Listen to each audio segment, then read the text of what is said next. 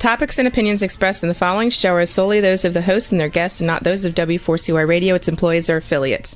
We make no recommendations or endorsements for radio show programs, services, or products mentioned on air or on our web. No liability, explicit or implied, shall be extended to W4CY Radio or its employees or affiliates.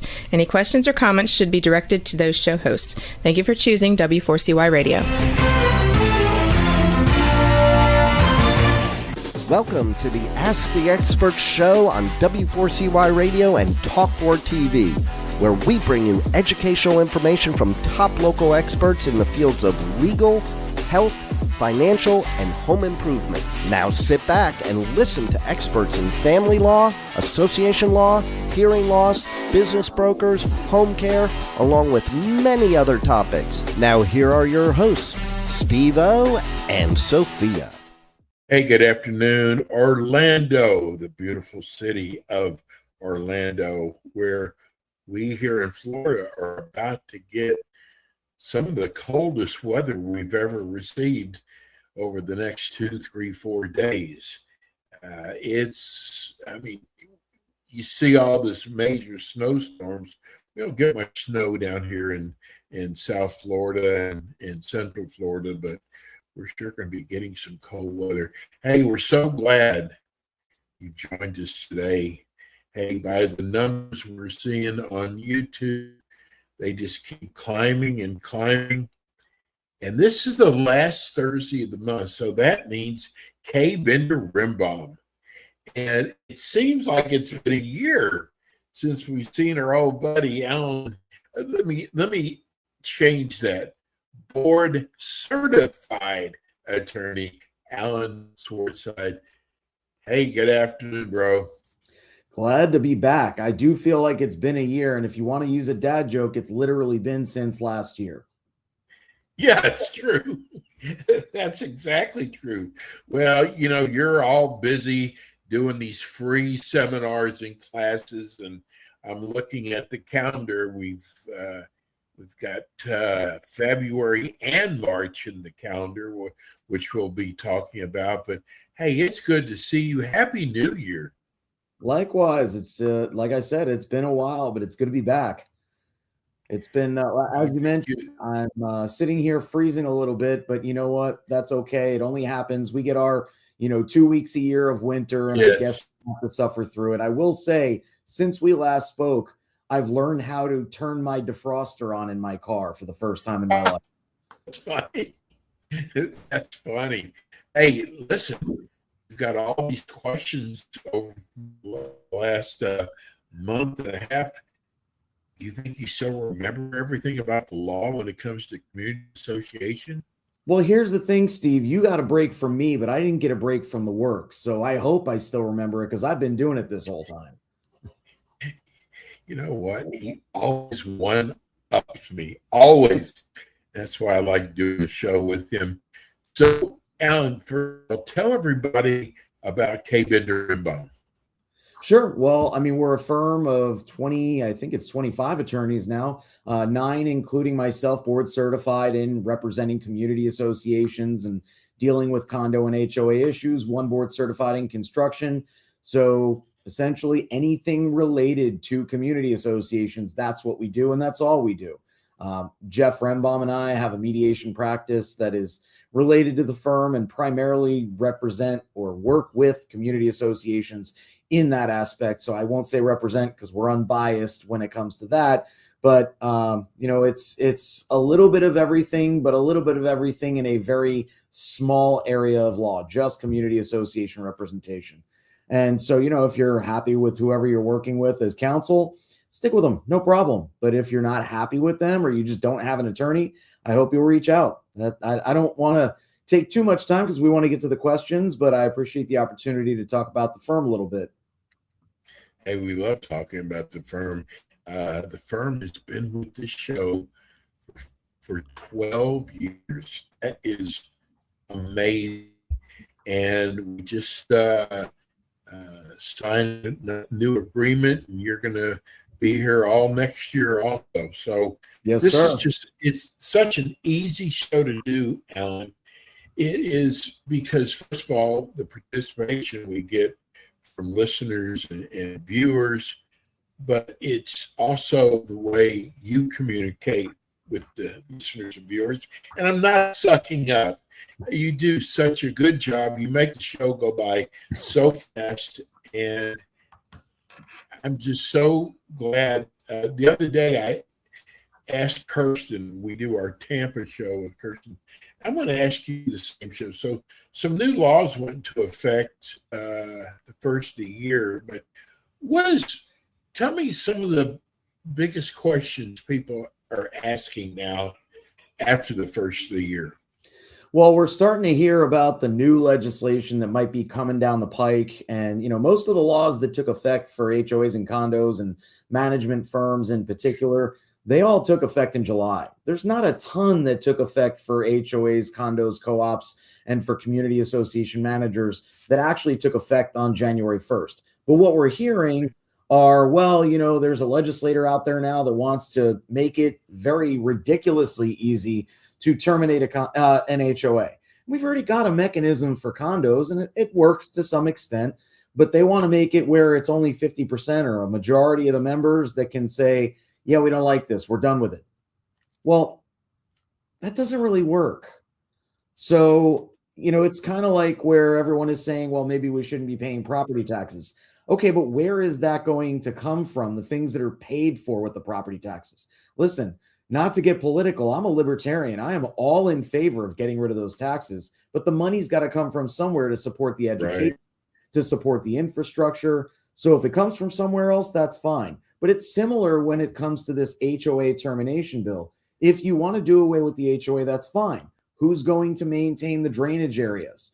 Who's going to maintain the property? Are you going to have the municipality telling people what they can and can't do? Or does it now become a free-for-all for that particular area because the municipal government never tried to control that area once this HOA was formed? Are you going to be required to replace it with something that is adjacent to an HOA and still has covenants, but doesn't require a payout or a pay-in? A lot of these questions are answered in the proposed legislation. They're not answered very well, in my opinion. And, that's the biggest issue that I'm getting asked about. I actually was at a CAI meeting today where I was the speaker on a legal update. So it's exactly what you're asking about, Steve. And the biggest question was not what did they do to us last year? It's what are they trying to do to us this year? So that's the biggest question I generally get, especially around this time of year where the legislature's in session. And, it's funny, I mentioned today, and I'll mention it again on the air, one of my favorite professor in law schools, his favorite lines and his most famous line was, "Nothing is safe when the legislature is in session." And we've seen that constantly over the last few years with, how we see the legislature panning out and the things that do get adopted, some of which make no sense, some of which are a great idea, but a lot of it is just clearly not run by attorneys or community association managers that practice in this area before it's proposed, voted on, and adopted. So that was a lot of words to say. The things people are asking about are mostly, what are they doing to us this year? And honestly, unfortunately, I can't answer that until we have a little bit deeper knowledge into the legislative session. We're not quite there yet. So, Alan, I want to share something with you. I didn't do it with Kirsten, but I wanted to save it for this show. So we do shows all over the country. We do a lot of shows in Texas, New York, California. So they have high rises there. We have HOA shows in those states, like we do here. And I found out that none of them really learned a lesson from Surfside, Alan. They don't have the regulations and law that we have here now. Yeah, I mean, you're right. I mean, a lot of people are not learning from it. The problem is that a lot of the legislation, in my opinion, that's been put in place doesn't really serve the function. And we've talked about this even on the show almost ad nauseum, regardless of what other discussions I've had about the issue. But, the structural integrity reserve studies, I don't see how they're necessary. You get the milestone inspection report. If there's a problem, you take care of it. If there's not, you don't. How is that not enough? So you're right. A lot of other states are not seeing the problem and not taking it as seriously as the legislation has in Florida. I think that's problematic because I think this is an issue that could come up anywhere. It's just that I think, and I haven't done a deep dive into other jurisdictions to determine whether they've got hey, every X amount of years, you need to check the building to make sure it's safe.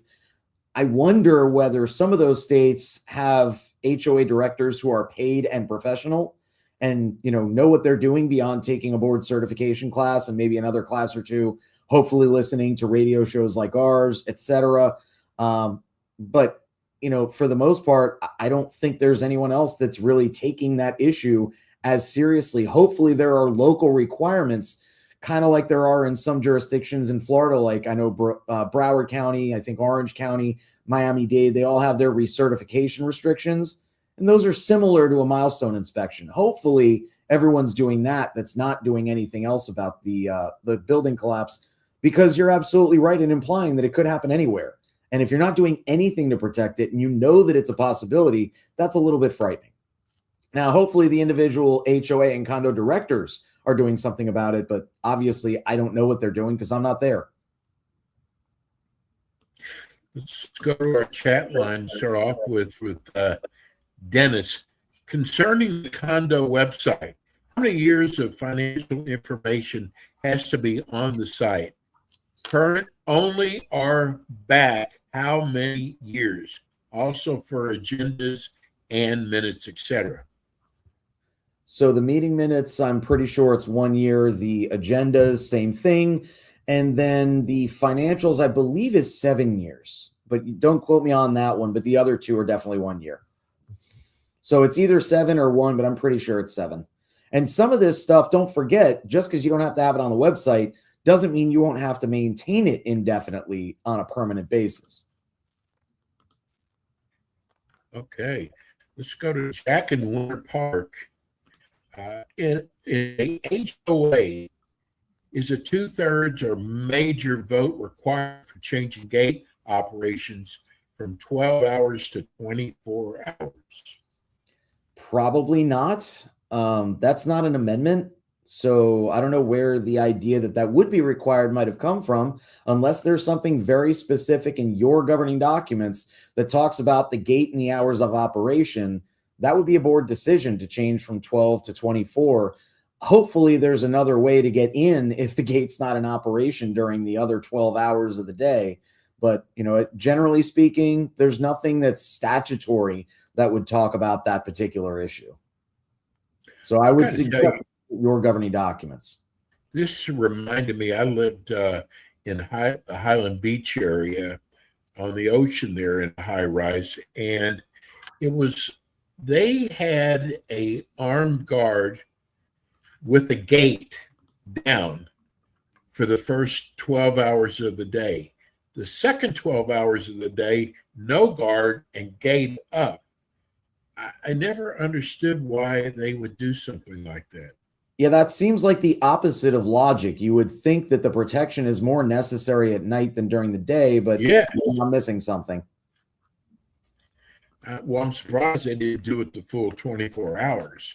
Right. I mean, that's what a lot of communities do, and they'll make it more like my parents' community. They make it more difficult to get in. You have to actually show ID regardless of who you are after a certain time, and that's fine. Or they won't go by the list. But I'm not sure I understand what the rationale behind what you're describing would have been. But yeah, again, board decision, unless your governing documents specifically say otherwise. And I will say I've never seen a set of governing documents that was that specific on the hours of operation of the gate. Let's go to Cindy in Orlando. She is a board member. I'm currently on a board president is paid deposits on a $32,000 non-budgeted project. The work has already begun. The project has never been opened up for discussion at the board meeting, allowed owners an opportunity for input, or had a voice in approval by the board. Nowhere in the governing documents is this addressed. Okay, well, I'm not sure there was a question there, but I'll do my best to interpret it. It sounds like maybe. Yeah, what is this okay? Sounds like a question. And, spending money that's not in the budget is generally problematic unless the association needs to spend the money. Now, it may not be a specific budgeted item, but it might be covered in one of the categories of what's in the budget. So the fact that there's expenditure that's not directly addressed in the budget isn't fatal to this situation. The board has the obligation to properly operate and maintain the community up to the standards set in the declaration. So the fact that someone is spending money on something that an individual doesn't interpret as being authorized in the budget doesn't necessarily mean that it's 100% wrong. Now, as to not having it discussed at an open board meeting, I can't speak to what they might have done instead. Obviously, the statutes are very clear. Voting via email is not allowed. They might choose to ratify the decision later on. That's not supposed to be the end-all, be-all solution for everything, but it is something that's done throughout Florida. The alternative is you might do a records inspection request to see if there's a unanimous written consent in the official records, which is basically a resolution signed by all the directors to say, we understand that this is work that needs to be done. We don't have a choice but to do it. So we're just going to approve it, and we're not going to do it at a board meeting. Again, I would use that sparingly, but it is something that's authorized unless your governing documents say that it's prohibited under Chapter 617 of the Florida statutes, which is the Not-for-Profit Act. So the other thing that I would consider is, was this an emergency that the work needed to be done? Now, the board might have a different perspective on what qualifies as an emergency than the owner that's asking this question. I can't be the judge of that because I don't know the circumstances. I don't even know what the expense was based on the question. But I will say that there are circumstances where this could be okay, but I would suggest looking deeper into it because it's absolutely feasible that this director shouldn't have done what they're doing, or at least shouldn't have done it in the way that they're doing it. And the fact that the members weren't given the opportunity to at least know what's going on is somewhat problematic. But again, if this was done on an emergency basis or via resolution of all of the directors unanimously, it might be okay. But I would just look deeper into it and find out what documentation is out there to see what really happened versus the perception of, well, I didn't hear about a notice or a board meeting or an agenda where this was supposed to be discussed. It may be that you missed the notice because it was only posted. So I'm not suggesting that this particular board is doing everything perfectly, but I would look deeper into it and maybe send a records inspection request for, you can ask to see all records, but if you want to be easier on the association, just specify that you're looking for records pertaining to this specific contract. Rick, in Fairview Shores, the state statute gives new board members 90 days to complete the 4-hour certification, but it does not give any timeline for the 4-hour annual training in existing board members. Is there a limit?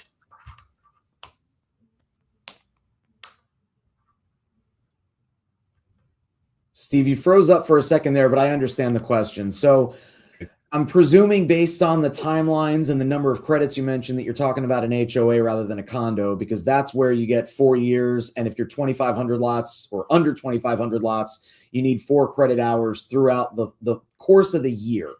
Now, the problem is the legislature didn't clarify whether that year starts when the statute required it, which would be July 1st to June 30th, whether it's 1 year annually from the date that you were first certified or 1 year from the date that you became a director.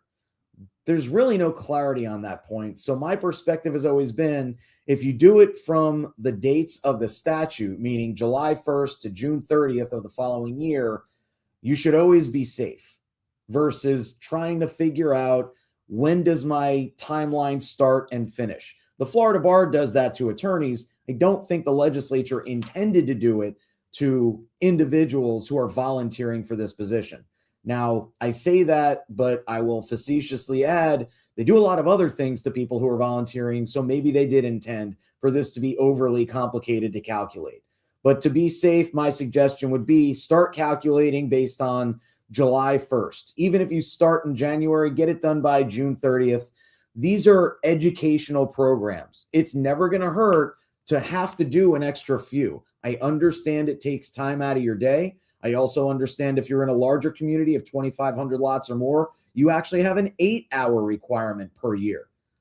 But if you're going to volunteer to be on the board and make decisions for these large communities or any community, my perspective is you should be willing to ensure that you can spend the 4 hours a year to get this done.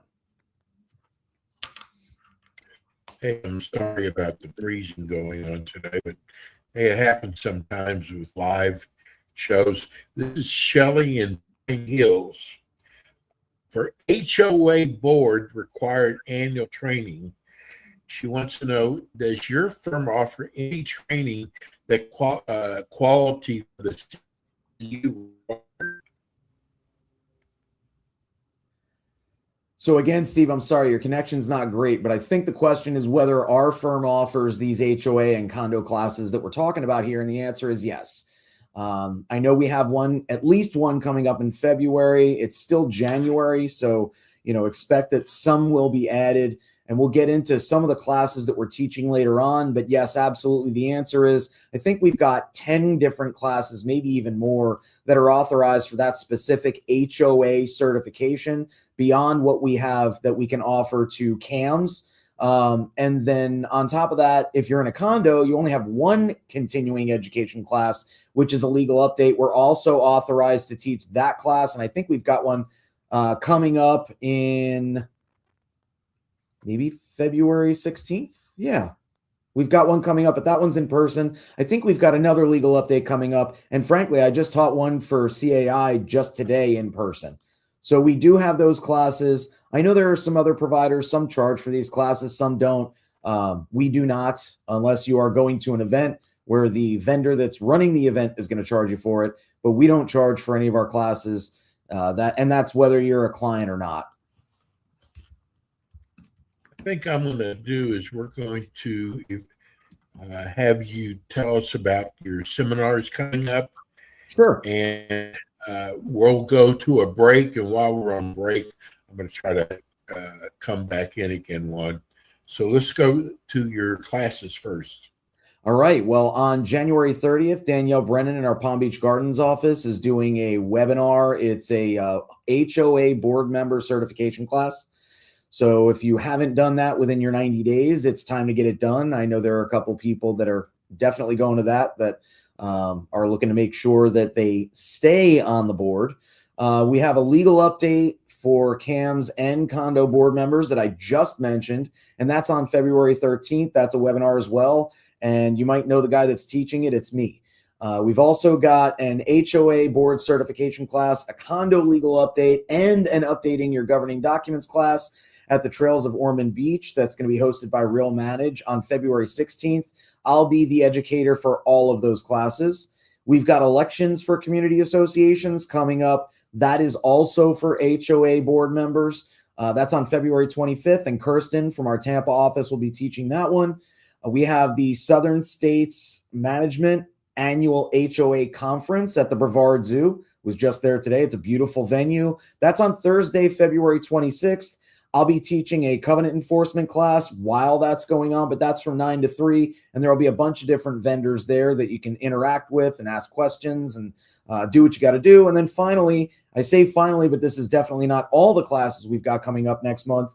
We've got your governing document updates webinar on February 27th. That's Emily Gannon from our Pompano office is going to be teaching. So we've got a bunch coming up. I'm looking forward to all the ones I'm teaching because they're really good classes, really good events that I'm looking forward to. And hopefully we'll see some of you there. Steve, if you want to go to break, hopefully we'll have a better connection, but I'm glad I was able to at least figure out what you're asking me. Let's go to our break one. I'm going to come back in. Thanks. We'll be right back.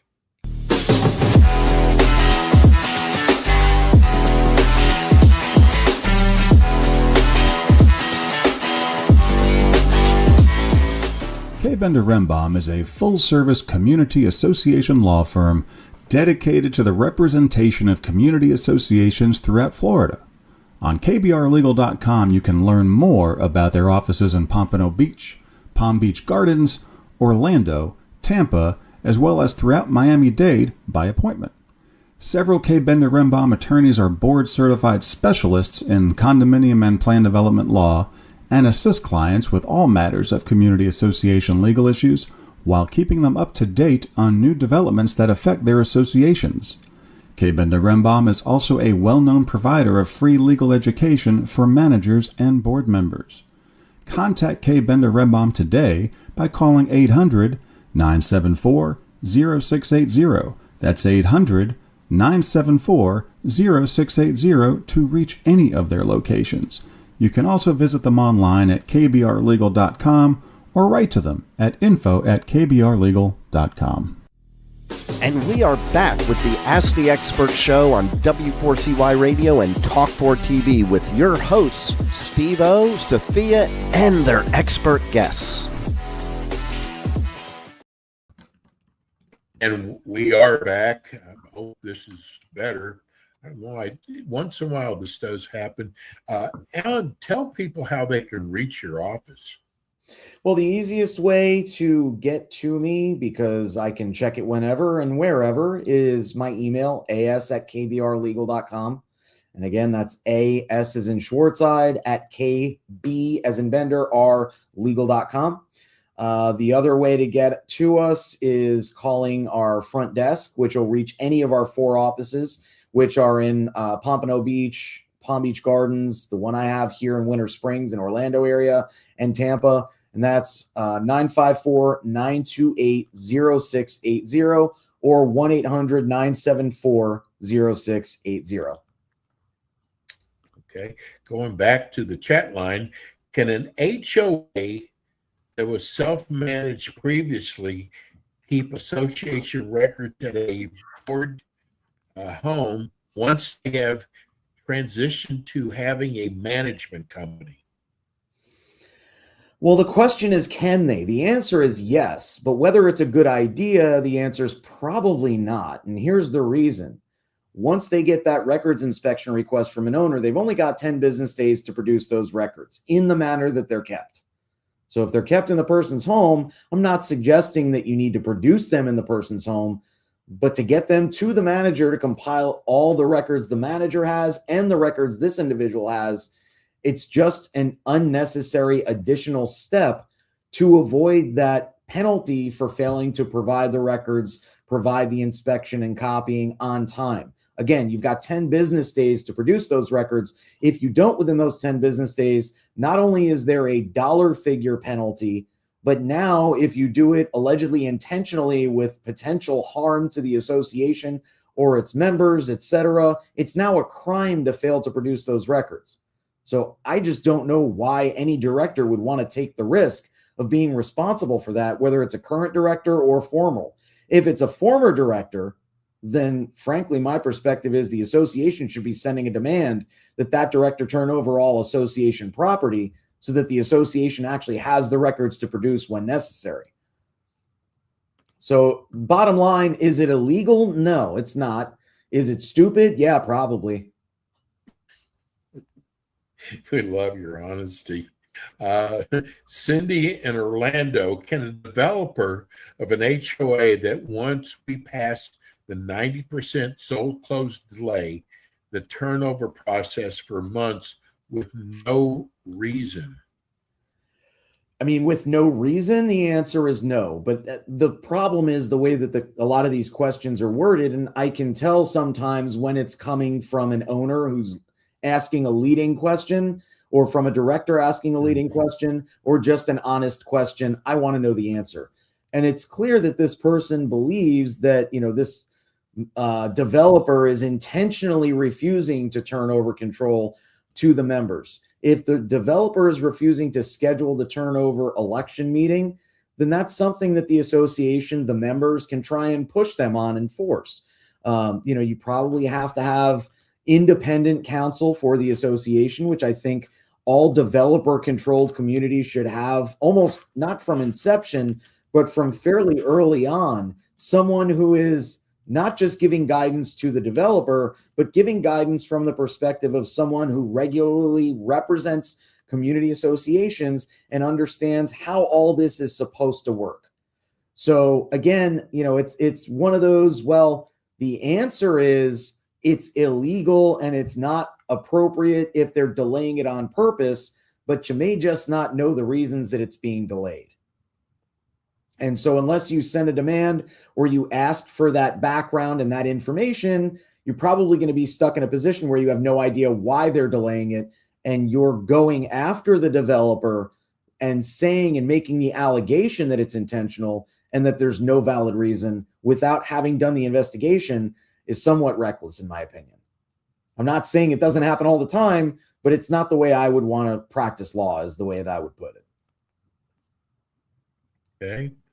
I'm going to go to Linda in the chat line. She wants to know if we switch rooms to have more room for the exercise equipment, would that be considered a material alteration? We have an exercise and social room.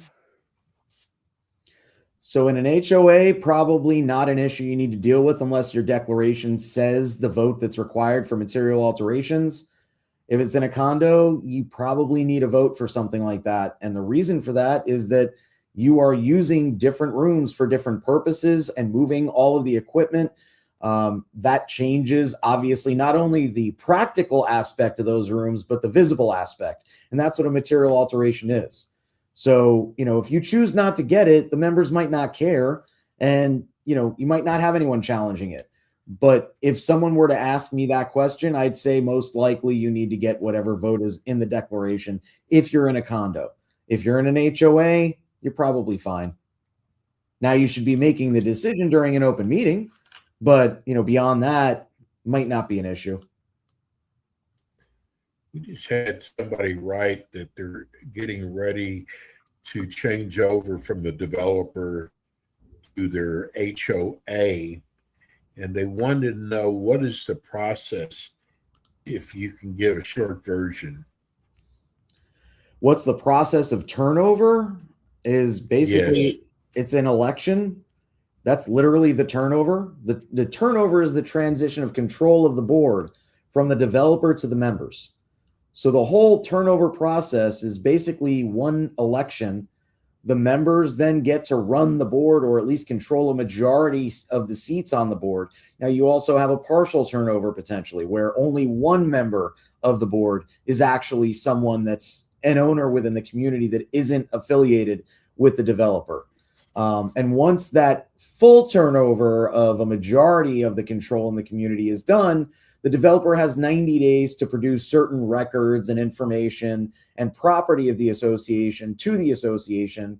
And then, once that's given over, there are a lot of things that an association should be considering. I actually have, I think it's about 15 pages of a letter that I customarily send out to clients that are newly turned over for what they should be considering, what they need to know about the turnover process after it's happened, etc.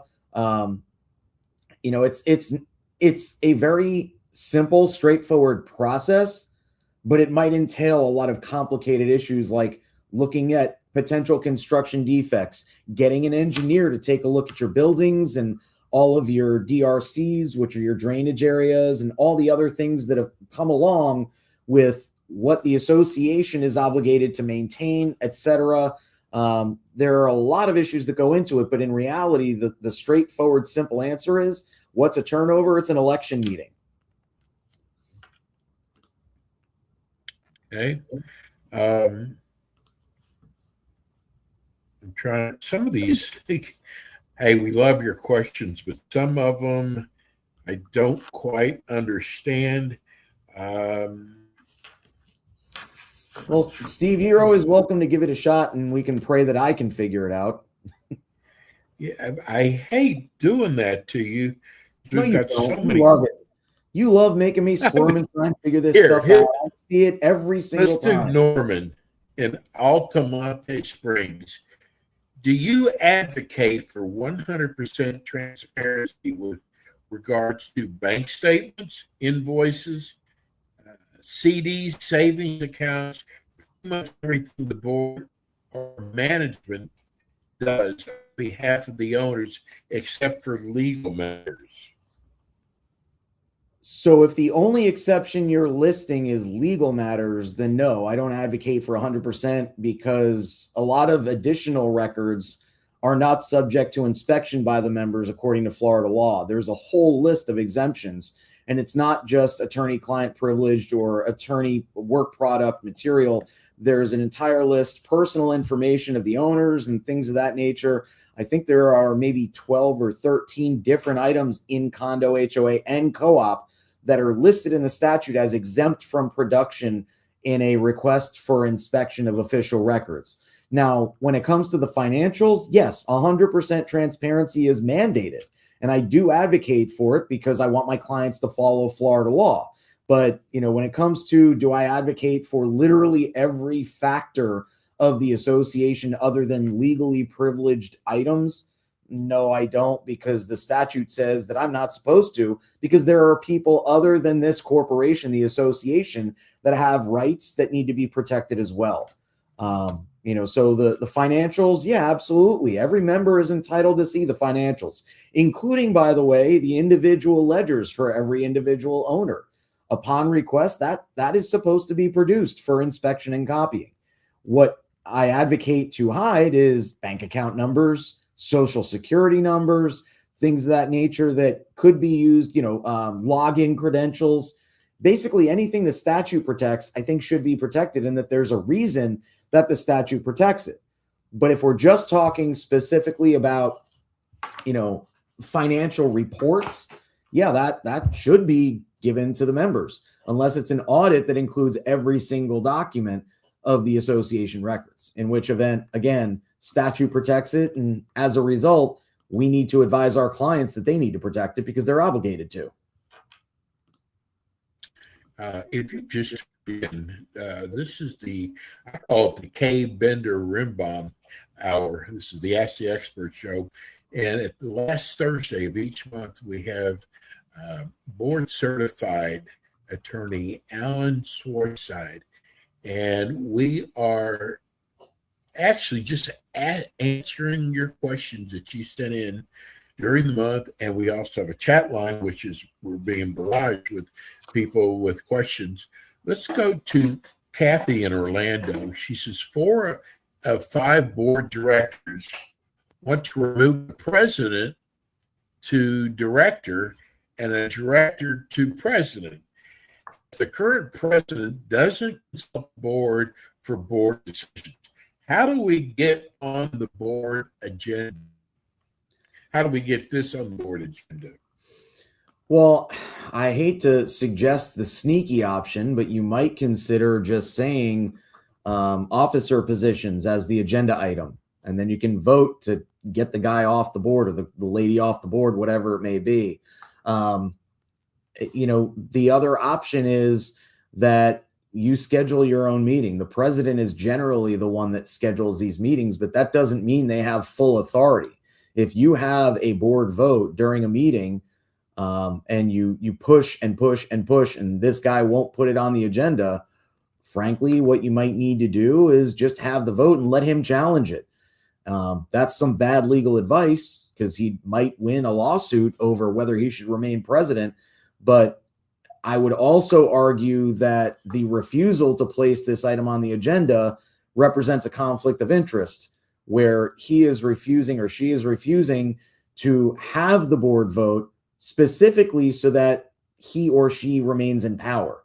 So you could also say that this person is conflicted out of voting on the issue altogether, given the fact that they've explicitly said, I won't put it on the agenda, or they're just refusing to put it on the agenda and just put it on anyway. This person may be preparing the agenda. That doesn't mean that it can't be amended by another member of the board, especially if this person's conflicted out and doesn't have the right to vote on it. Now, again, a conflict of interest is generally going to be where you've got a financial impact of the decision that's being made. So they might argue it's not a conflict, but then you get even deeper and say, this is a breach of fiduciary duty. You are refusing to perform your obligations as a director and as the president of this association. there are a lot of different ways you could look at it, a lot of different ways you could address it. Unfortunately, none of them are clean and easy. But I think the, officer positions on the agenda, I mean, I'm not going to suggest you lie about what you are planning on voting on, but I've seen it happen. I think it's a bad idea to be not transparent, but that doesn't mean that it's never done in that way. Sneakiness is not illegal. We're going to go to the chat. We're going to go to the chat line. Penny, how can a multi-condo association handle a handicap parking situation where an owner only moves their vehicle once or twice a month and parks in the handicap spot? That's a tough one because you're talking about someone who has an obvious, presumably an obvious disability. You really need to talk to your attorney about how to handle that, because if that person is asked for a handicap spot or asked to be permitted to park in a handicap spot, you might assign them a spot, but that creates its own issues, which is why I suggest you probably want to talk to your own attorney about that and get a written opinion, so that at least you have that to rely upon if you end up getting sued for discrimination, which is what it's called when someone with a disability doesn't get what they want. Or more accurately, although in reality it becomes them not getting what they want, it's really they're not getting the accommodation they need in order to properly use your property. Jack in Oak Ridge, is it true that the board must take a vote on each fine before it imposed on a resident? So generally, yes. However, if the board has a list of 20 owners that they're proposing to fine, they can vote yes on that entire list at once.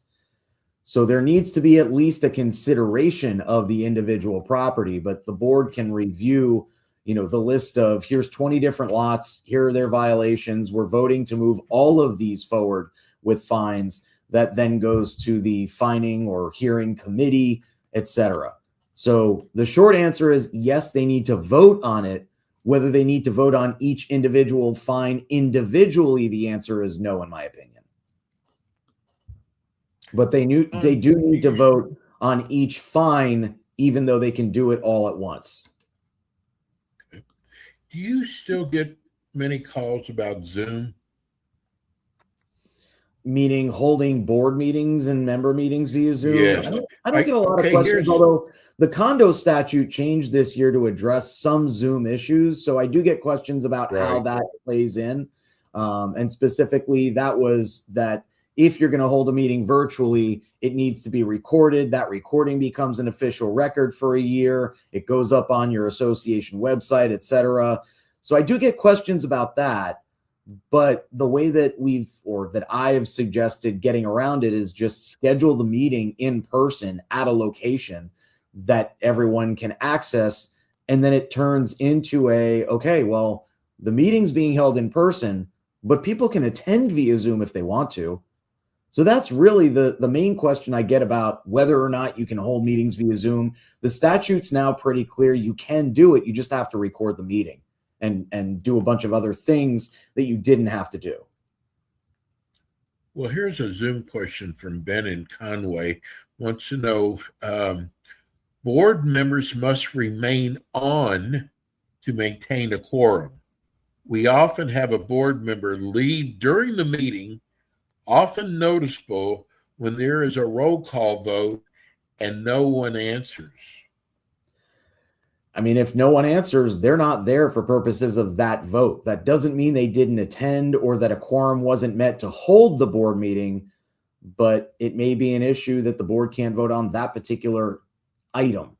So that's another one I would run by your attorney so that you get an actual answer. But generally speaking, I would say the meeting can still move forward, but if there is no longer a quorum because one person dropped off, you may not be able to vote on anything that they weren't there for. Here's another Zoom from Larry in Orlando. If a Zoom meeting is held, is a physical location still needed related to the new Florida statute? Yes, and that's what I just discussed. So if it's being held via Zoom, the statute is pretty clear. You still need a physical meeting location for anyone to attend who wants to. That's why I say just hold it in person, and then you don't need to comply with all the Zoom specific requirements.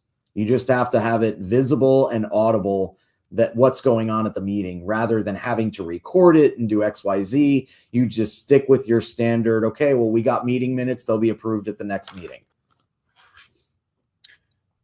This is from Craig in Forest City. He said, I hope you know that we all appreciate you taking the time each month to answer our questions. Well, I do How many support animals are allowed to a unit owner? Unfortunately, you have to ask the physician that's doing the prescription. There's no specific number. I've seen one of my neighbors, in fact, had, I think, 15 emotional support chickens. Each one has to serve a function, or the number has to serve a function. But, I've seen, this person needs 3 emotional support chihuahuas because they're small and they fit within the definition of what they need, and they are needed for different reasons each. So there's really no specific number, unfortunately, that you can cut it off and say, you know what, enough is enough. What I would do, if you're concerned about whether or not an emotional support animal request or any other accommodation request is something that should be permitted, run it by counsel. I'd also suggest that you consider having a procedure that your counsel puts together in writing that the board adopts, so that it's easier for you to do those evaluations. And there's just a list of, here are the things we look at. That way, no one can argue that you're reviewing it differently for one person versus the other. And you are, getting a list of, here's what's required for the board to have to provide this. In other words, members, residents, whoever's coming and asking for this, you know what? This is what you're really going to have to prove. So please, when we ask you for documentation, make sure it covers all this, because otherwise we're going to have to come back. We have what's called an interactive process, and we're going to have to ask you for a better physician's letter, and you're going to have to pay that physician again for another letter, because let's be realistic. 75% of the time when I get an ESA request, you're just paying someone that you met with online. And that may or may not be legally sufficient. It's up to the board whether you want to believe that that physician actually has the qualifications to prescribe the emotional support animal, or actually had enough interaction with this person to determine that they suffer from the disability. But that'd be the short, long answer, is the way I'll put it. Is it really depends on the circumstances, but there's no solid, you can't have more than 3 emotional support animals.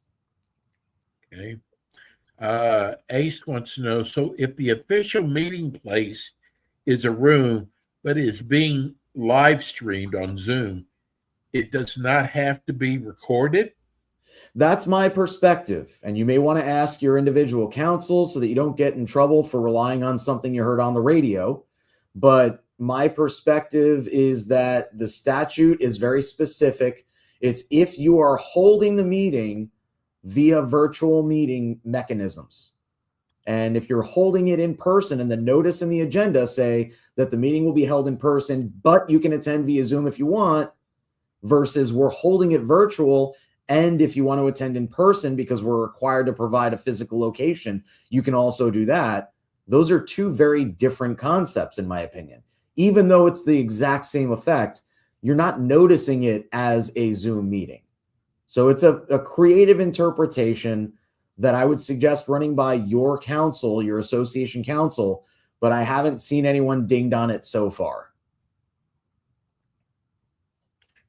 Well, hate to tell you this, we've come to an end. It's amazing how fast this show goes by. Let's tell people again how they can reach your office.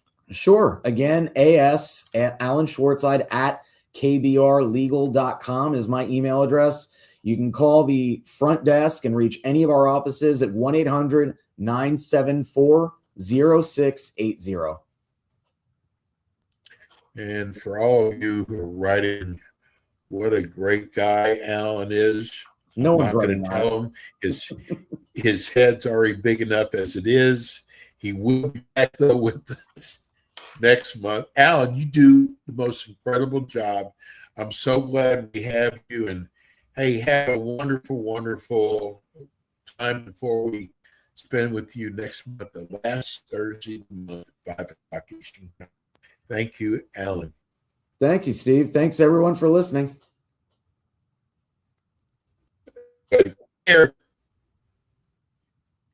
That's Alan. It's going to do it for us today. We'll be back again with you next week with more Ask the Experts.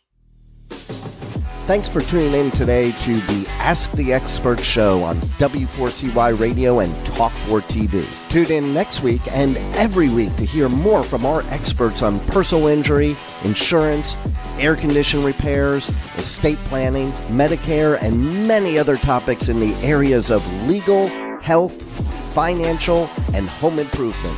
See you next week.